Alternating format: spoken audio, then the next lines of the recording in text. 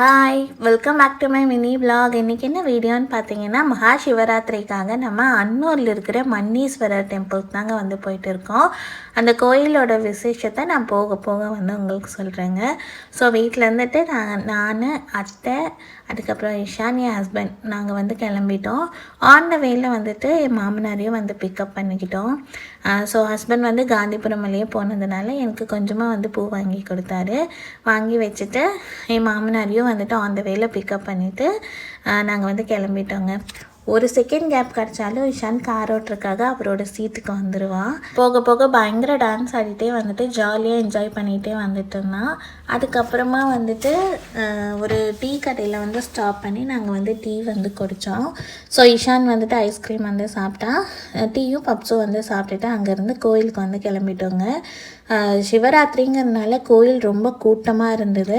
அங்கேயே அன்னூர் வந்து காய் மார்க்கெட் இருந்ததுங்க. அதுக்குள்ளே வந்து கார் பார்க்கிங் வந்து ரெடி பண்ணியிருந்தாங்க. ஸோ நமக்கு கார் பார்க்கிங்கும் அங்கே கிடச்சிருச்சு.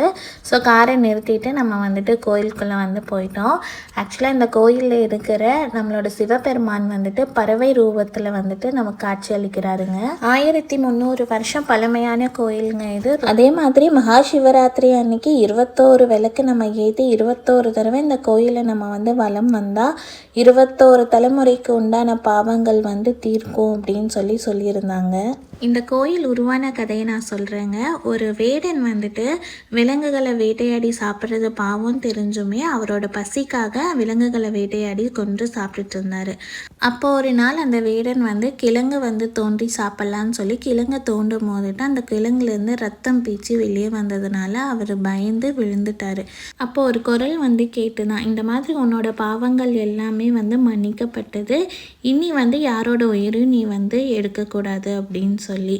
இந்த அதிசயத்தை அந்த வேடன் போய் அரசர்கிட்ட சொல்லி அரசரும் வந்துட்டு ஆச்சரியப்பட்டு அந்த இடத்துக்கு வந்து பார்க்கும்போது சிவலிங்கம் வந்துட்டு சிறகுகளோடு இருந்தது அவர் கண்டு ரொம்ப வந்து ஆச்சரியப்பட்டார். உடனே அந்த அரசர் இந்த சிலையை நம்ம அரசரோட இடத்துக்கு எடுத்துகிட்டு போயிடலான்னு சொல்லி நினச்சி யானையும் சங்கிலியும் கொண்டு வந்து அந்த சிலை மேலே கட்டி சிலையை இழுக்கும் போது சிலை நகரவே இல்லைங்களா.